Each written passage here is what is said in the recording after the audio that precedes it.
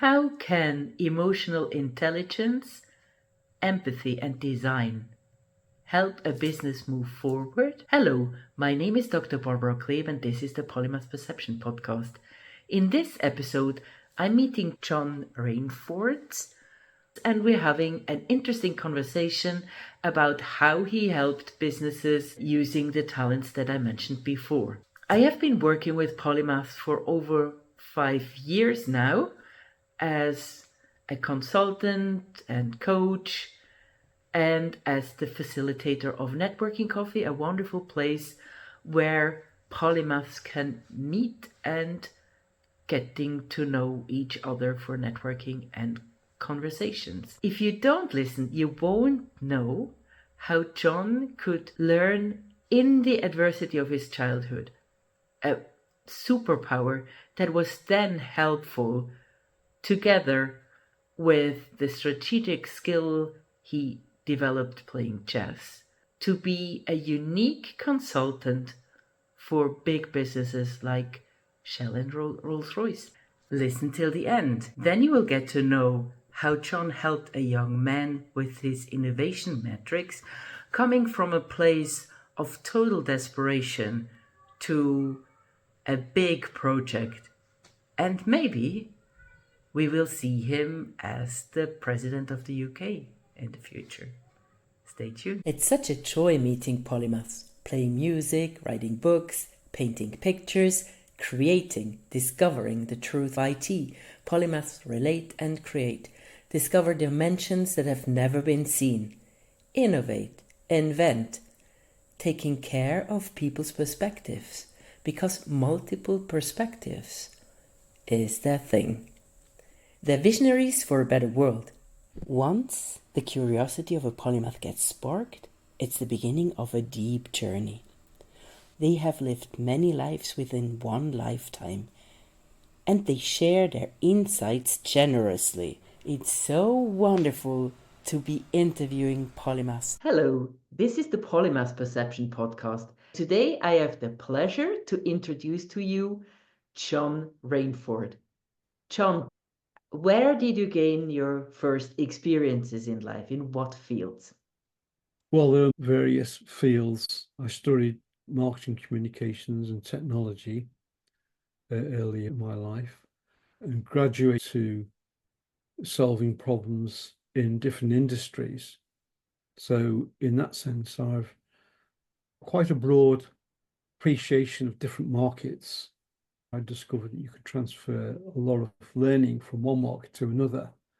I've been privileged to work with research and technology companies within giant corporations like Shell and Rolls-Royce.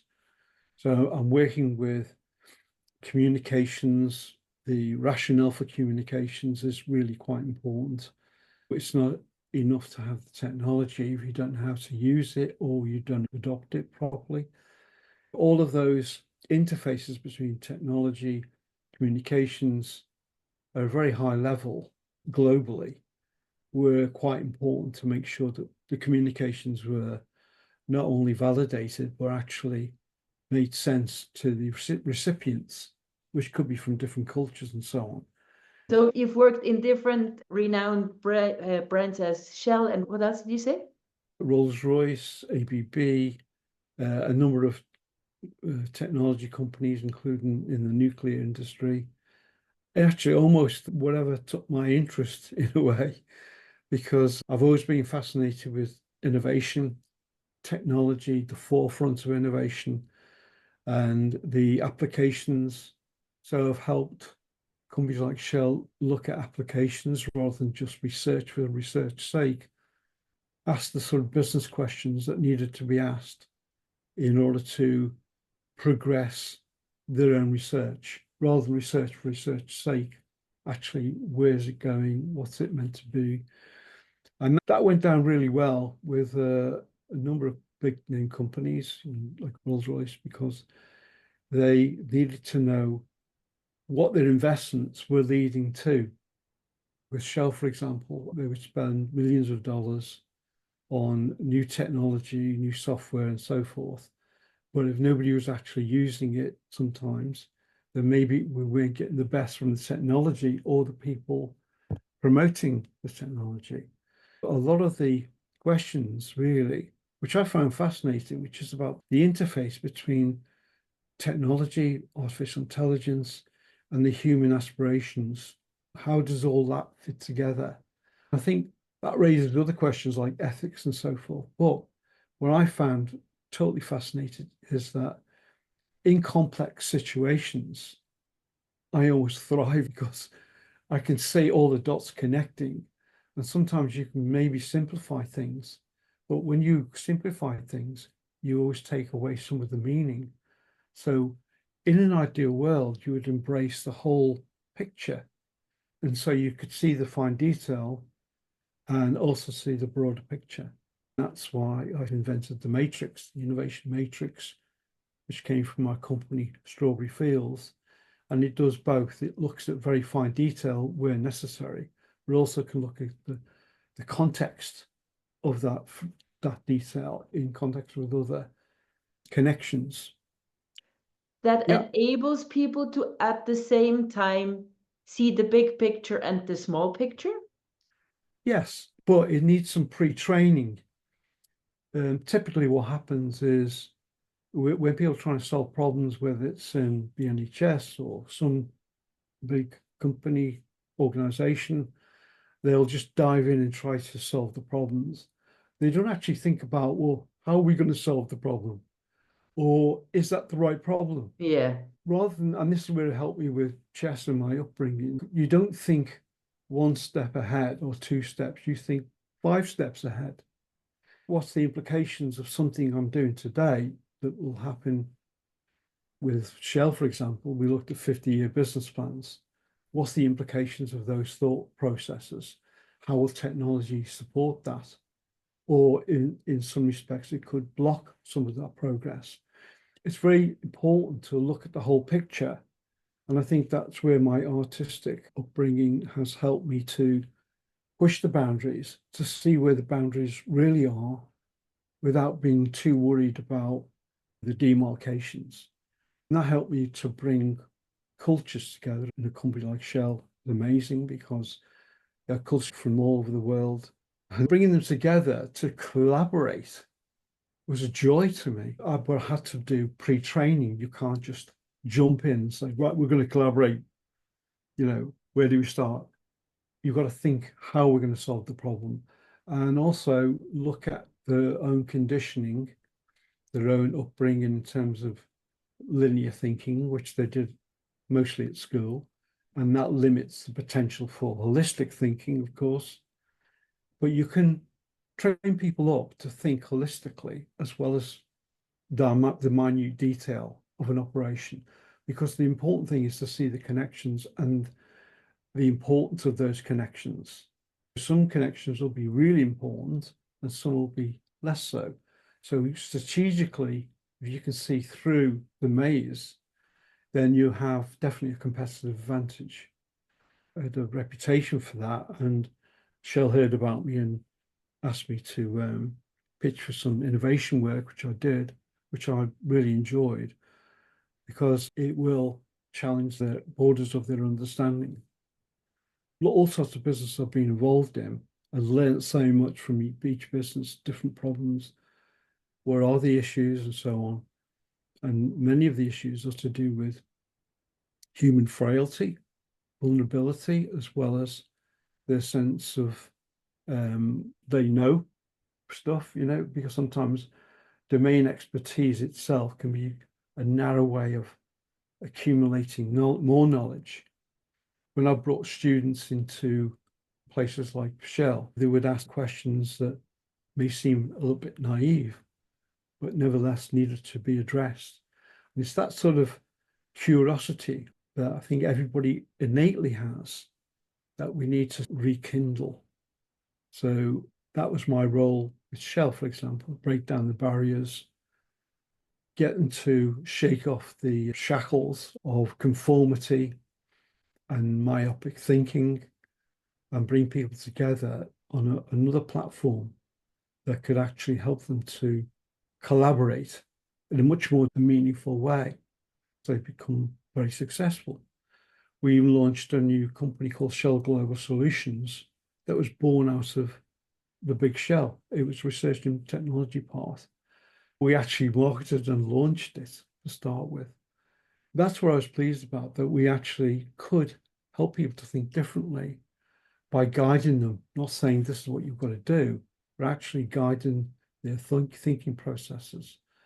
So it went really well. Shell Global Solutions has got a huge turnover now, startup funding.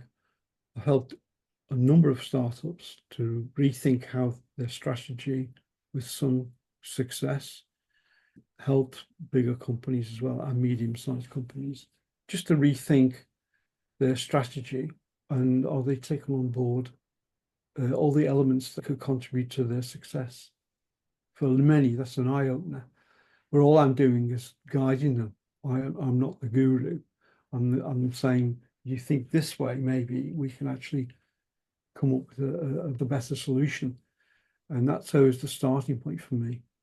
How do we, if we can agree that we might do things better, where can we start from in that case? So pre-training, removing some of the conditions from our thinking before we actually launch into solving problems.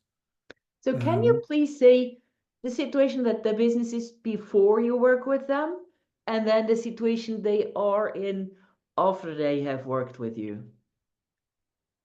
They're in a stronger position for a number of reasons. Can you give it like I mean, you have the company secrets, but could you maybe make up or describe so that we can empathize about what the situation is and what the situation afterwards is?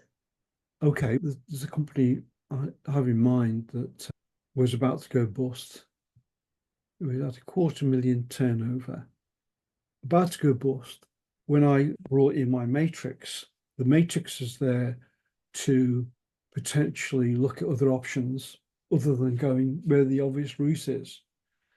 So the company today is, I think it's about 60 million turnover. There is a huge benefit for them to think of alternatives, which is what I was basically renowned for. You know, what are the alternatives to this?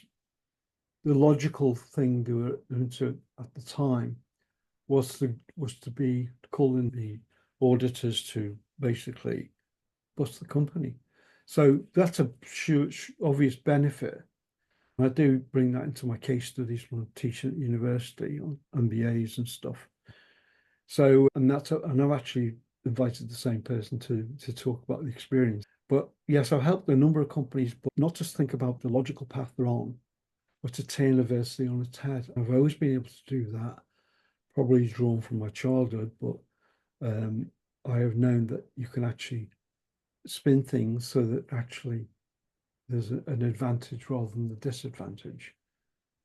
You said from childhood. How was your childhood? I think you may have learned in your childhood to navigate through complexity. Can you tell us more about that? Well, my father was an alcoholic, so every day was, a crisis in the sense that we didn't know what to expect, whether we could be beaten or anything like that. So we didn't know what to expect, myself and my sister and my mother. There was almost a crisis every day. It was all about survival. But I learned a lot from that, and I don't think I appreciated it at the time. But I did learn like the signals for aggression or things like that. Basic instinct for survival was important. Some of that trauma, in hindsight, did help me understand the triggers that might activate negativity. I experienced with adversity, and we were in a prefab house. There was never any food in the house. We used to call it a fridge. It was like a cupboard with a light in it, but there was never anything in it. It was quite funny. Well, it wasn't funny at the time. Yes. So me and my sister, we sort of got through all of that.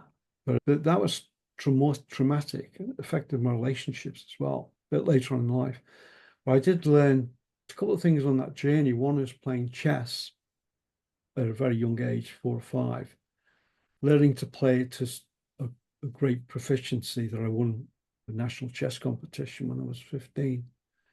That analysis helped me configure the best way that I didn't get beaten or something adverse. How could I avoid adversity, for So that's example? how you came out of it.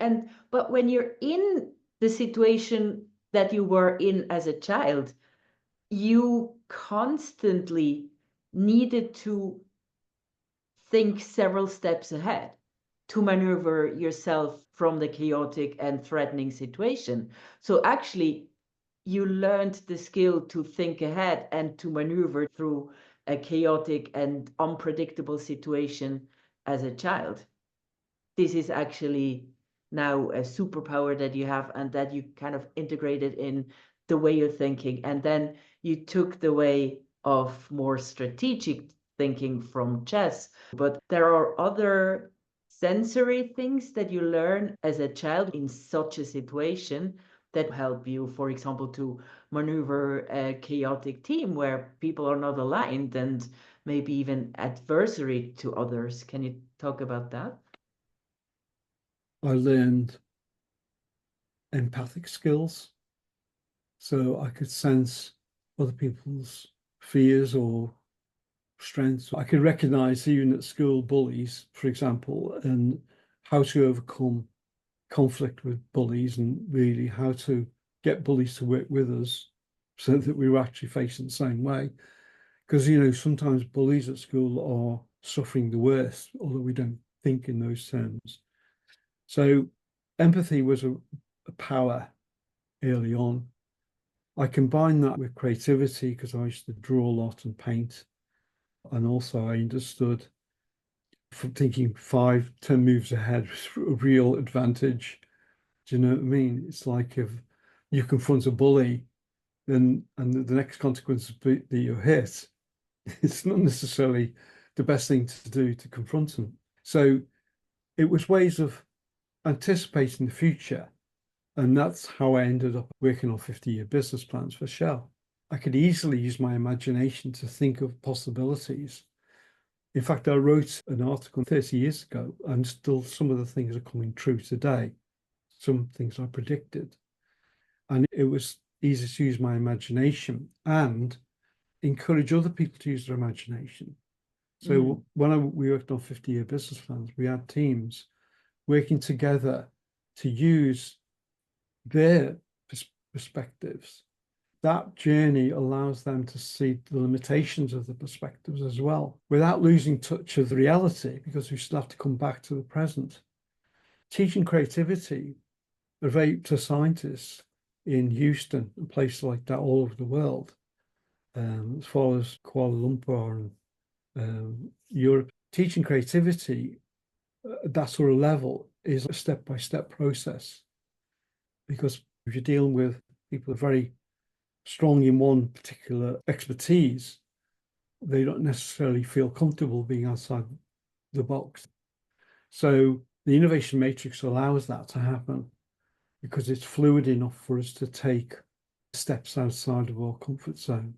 In fact, it's meant to do just that, to make people feel a little bit uncomfortable, because that's where the innovation comes from. Crossing the boundaries, bringing people with you to face any new progress or innovation or new business model. You have to bring people with you. I think when you talked about your childhood at home and at school with the bullies, what you also learned is to think from the perspective of the bully. So you learn to think in different perspectives. You can the perspective of the expert in the box and then how to take him to the general discussion while still being in your perspective, as in the childhood he was a child and the father, but now it's the expert and the person who brings everybody together. Well, that's where empathy comes in. From the person who's experiencing conflict in their lives, how does that impact the way they react to other people, including yourself? So I've always been comfortable looking at, well, how do they feel about this? And, that's being almost a natural thing, which from my upbringing, that Yes. I learned to understand other people's feelings. Even if they said nothing, I would just pick things up. It was a gift, the empathy, because I could walk into a room full of scientists and knew where the control was, which person was maneuvering things. Understanding that is important because you've got to show respect for that hierarchy as well. Yes. And that's where a lot of companies struggle, because the hierarchy is always there, implicit or conscious or unconscious. And you have to produce a level playing field for the innovation matrix to work, not permanently, but temporarily. So there's in other words, a glimpse through the fog of complexity. So you can see, oh, there's a way out here. And sometimes the smallest voice is the most powerful voice. So it's so important to listen rather than talk, for example. So the people who are the most articulate are usually the boss anyway, not necessarily right 100% of the time. But if they're willing they might be the loudest, but not the most competent. Exactly. But I think we need to understand that. And I think that's where the pre-training comes in, the pre-leadership training, because I believe that everybody is a leader potentially and can rise as leadership depending on the context and the circumstances. So again, I imagine, for example, in the football field, a team striker may appear to score the goal, but I think that everybody, even when they're young, has a gift, and they need to find that gift. That's what Picasso said: find your gift and give it away. And I think that I'm privileged to find some of these gifts, and I can impart some of this knowledge to very young people. We've done that recently in Dubai with very young people between 8 and 15. And I think all of this. What did you do with the young people? Can you describe? Took them through the same lessons I took the leaders through. It's like pre-thinking how you're going to solve problems. So it's always about solving problems, but maybe we can look at problems in a different way. I liken it sometimes to a plant. You can have a plant out on your table. Each leaf is unique, but they're all connected, and everything's important on that plant. But then again, this isn't just about the plant. It's about the environment. It's about the soil. It's about the air. It's about the humidity. It's about temperature. So if people can see things in context, then they have definitely a competitive advantage over what other people are not doing, what they should be doing. Some of the areas I've been involved in is looking at how competitors work, how do they do things perhaps in a better way.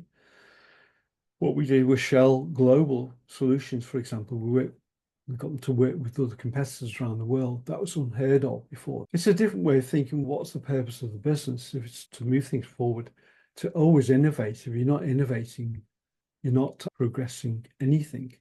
You've got to be able to look at the borders that we all impose upon ourselves. I can't think of this solution because we've tried that before. That's typical of what happens. And then we block off all those options because we said, oh, this is the route. It was great conversations with the innovation manager at Shell, because they would suggest, well, this is the area where we'll get the most innovation. And I said, as soon as you say that, you're blocking off all the other options. Help them to learn that actually choosing a direction closes off all the other options. So, I mean, at the cost of other options, which could be much better. So a lot of the areas I'm involved in, it was actually working with innovation research scientists who are responsible for innovation and the next technology, whether it's reducing CO2 emissions, whatever it may be, in the atmosphere. They have to realize that their own experience could be a limiting factor. And that doesn't mean that's the end of the story. It says, how can we change that thought processes? How can we rewire the way we think? I think my involvement was building teams who were much more capable of solving problems. And I've worked with universities on the same role. And it's great. It's just fantastic. Getting paid for it, as far as I was concerned, for Shell handsomely was a bonus because I was really in my element. I think we're more faced with these issues today, and a lot of it's to do with, the training we receive, the conditional training we get from schools, which limits the potential later in our lives for innovation because we've lost the creative spirit somewhere on the way. It's been crushed by the system, but we can liberate the system if we think we can. Part of that is the belief that we can change things for the better. And that's So my how journey. would schools need to change to integrate that? I know in Switzerland, the schools look at all the species of ducks in a lake and they look at systems in a way. And we don't just have like the US has the spelling bees and the spelling bees competition. And if you can do stuff exactly like prescribed, then you're the best. I think these functions will be replaced by automations in the longer run, but the ones who can really look in different directions and understand and synthesize as well as analyze when it's necessary will be the ones who bring economy and society forward and thus are the ones that are really needed. I think what happens with children is they lose creativity as they get older. And I think it's the creative era now.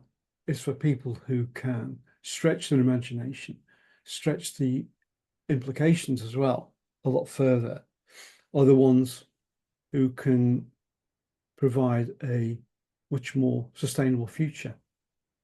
Typically, our school systems almost like at the whim of whatever government is in power at the time, and they have 5-year business plans, which are really dumb. And that's why big organizations will succeed if they think 80-year business plans. And that's what we need in terms of education and health, 80-year, 100-year business plans. And I think the more leaders who are more creative and can see the potential for that, then we're going to create a better world. It's as simple as that. And I think the creative people are now being called to say we need to think beyond the next 5 years. Any businesses that just thinks 4 or 5 years ahead will eventually fail. These big businesses will spend the money on trying different ideas out, maybe reinventing themselves. The companies that don't will stay in the wrong place in the future. So I think creativity is what we should be reaching out for. I think there are processes, and I wouldn't say that I'm necessarily the best process at all, but we're involved in emotional intelligence, systems thinking, and creativity. Bringing those three together are very, very powerful without losing the creativity which gives rise to innovation. That needs to be still encouraged, even though we may have an holistic picture. We need to go beyond the implications you mentioned about Switzerland and the lakes and the species, because it has to be a global aspiration to. Maybe creativity is even a part of system thinking. It is part of it, providing we don't hold back with the options like I mentioned before. If we decide where the answer lies, then we create problems on that journey. And I think a lot of people have the same issues sometimes in life, because it is a journey of awakening for all of us. And that's where emotional intelligence comes in, because without that, you're actually upsetting people for the wrong reasons, or might be upsetting yourself for the wrong reasons. So an understanding of yourself, your awareness and the limitations of your awareness, all of those things come into leadership. And that ought to be taught to every employee, every employer in the world, that we need to empathize more with each other if we're going to have outcomes which is sustainable in the long term and we need to innovate. We are innovators as a species. Why I should we mean, want? if you think about a human being, every breath is kind of an innovation. It is, but Every input is an innovation of the system of a human. well, I agree with you. Innovation is an innate part of us. But really, when we're actually trying to rekindle it, because sometimes it does get lost in the fog of life's problems, we need to ignite it. I remember a talk I gave to over 200 scientists in Houston and said, for the next few months, I'm going to unbrainwash you. I used to get a lot of laughter about it, but that's what happened. And I think it's easy in a way to rekindle if it's there. You can't rekindle something if it doesn't exist. But creativity belongs to everybody. Everybody's innately curious. All children are. But there's no different. When we're older, we're still curious. Scientists who want to solve problems, they're curious. It's an innate ability. We need to flourish it because we're making humanity flourish. That's the real key in all this. Technology should be our servant, or we should work with technology, but not necessarily bow down to it. The next stage will be a merger. It's already happening with phones. We need to consider the long-term benefits rather than let's just make a lot of money and then worry about the consequences later. That doesn't work because nature is about evolution, and we don't evolve in a way that's creative and futuristic thinking, 50 years, 800 years maybe, then if we're not able to do that, then unfortunately that doesn't spell out a great future for us. So I'm on that mission vision bandwagon to change education fundamentally and the health sector, because there's a lot of issues. People know there's issues, but they don't know how we could actually resolve them. And I think my innovation matrix, even though it's been proven in very large companies, because it's not mainstream yet, probably will be in 50 years maybe. That's a wonderful thing. So you teach evolution instead of extraction to humanity. I think everybody needs to understand the role and responsibilities and the part they play in humankind's evolution. We know that that's a journey which is a struggling journey, but nevertheless, I think with the right vision and being able to embrace complexity rather than simplify parts of it is going to be the way for the future.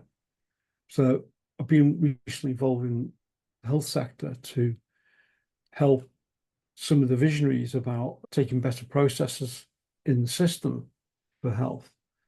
And my contention is that whatever system you have, if it's all based on enforcement, then inevitably it'll break.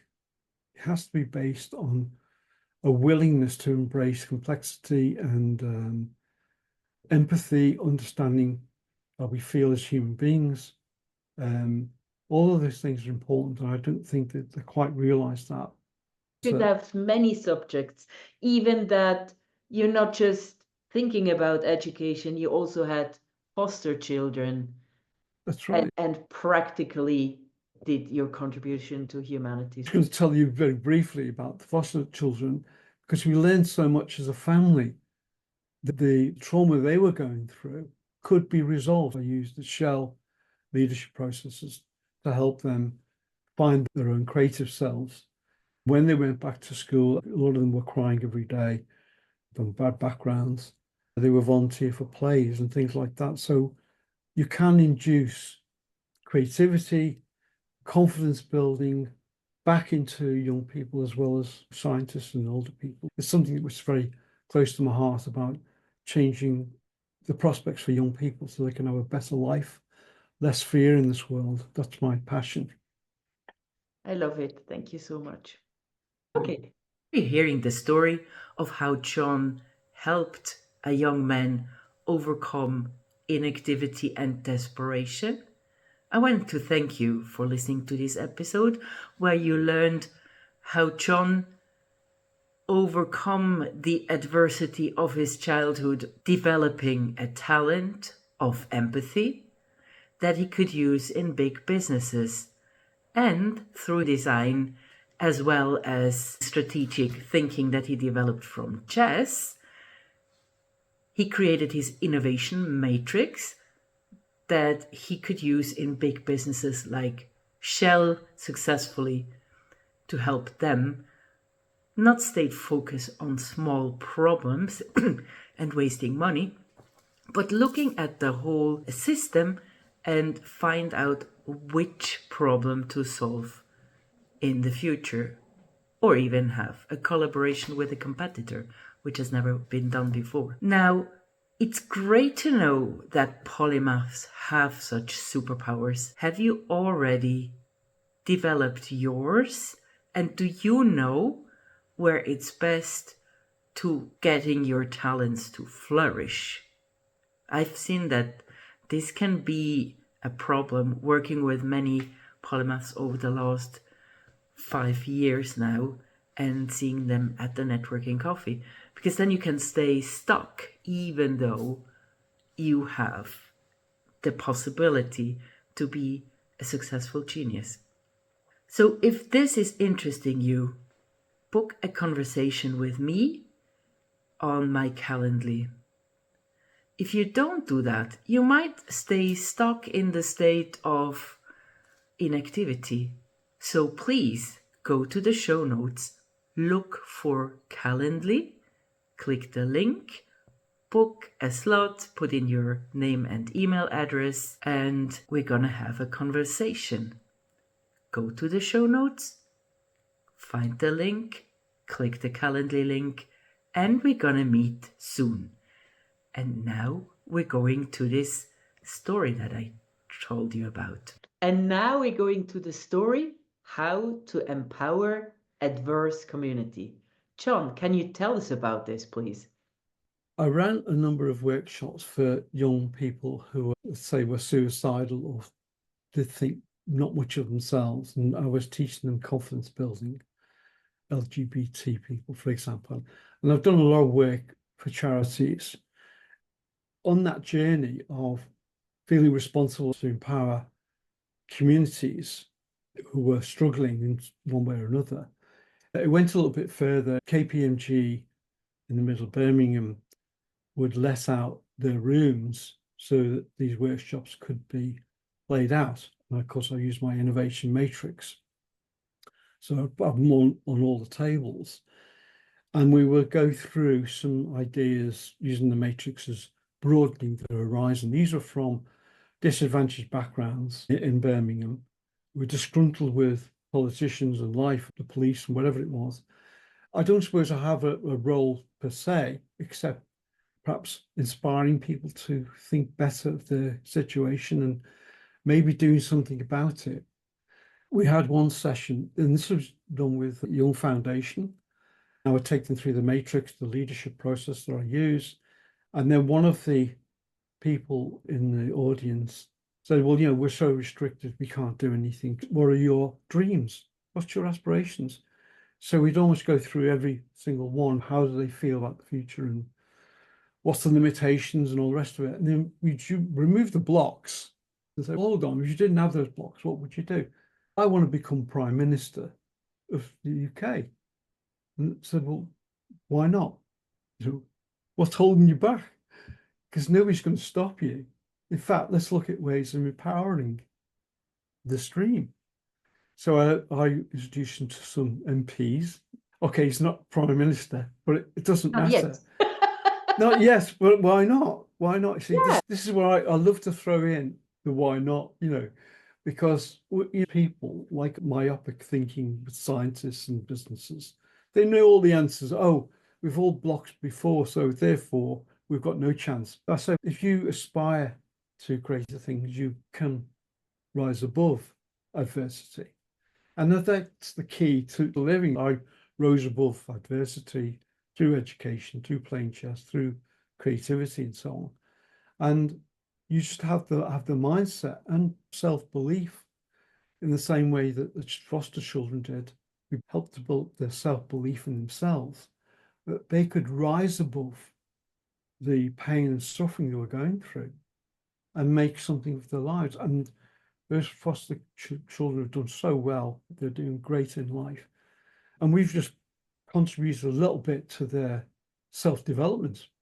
You know, isn't that what it's about? It's about individual and corporate development, organizational development, community development, and to use what resources they have to better the community themselves. So that was a true story, and I love to tell that because I'm looking out to see this young man who will be Prime Minister one day. One of the Young Foundation said that this is the next big thing in leadership. This will just take over, which I was chuffed about. I've actually kept these quotes and his name somewhere. It's one of my articles. But that was a fantastic experience for me. In the same way, the experience in Dubai was amazing because the Sharjah government had the vision to see, well, maybe this could be help our children to learn. And I was so enthralled with the response from the children. It was absolutely amazing that they totally got it. And even the teachers got it. I was in my elements, I have to say. But all this stuff was challenging what they were thinking normally, not pushing boundaries that we might be chaotic or anything like that, but helping them to think differently. I think I'm at the forefront of that. Certainly, I'm one of the catalysts, and it may not be what I'm doing necessarily, but if I can present a direction for systems thinking, which I'm contributing to various scientific bodies, a little in the health sector, a little bit in the education sector, a bit in the emotional well-being sector. I'm doing a bit, as much as I possibly can. Maybe I can help things to move along a bit. And that's my dream come true. If I can manage that in my lifetime, then I've done what I can. And I think that comes back to what we said very early on about people have a responsibility to contribute to society, to contribute to their own well-being. Because if you don't love yourself, how can you love anyone else? A lot of that's to do with, and we learned all of that from doing fostering. We learned so much from these unhappy children that actually helped them to find themselves in all that chaos that they were in. I could relate to that because I was brought up in a chaotic background. That was an experience which stuck with me, and I used the same experience to help other people to think, what could they do to better themselves? You can hack into your mind to think of ways of how can I make my life better, and those people I care about, how can I make their lives better? So that's a good contribution. That could start there. Thank you so much. That was wonderful. Lovely to Thank you. see you. Thank you, Barbara. And we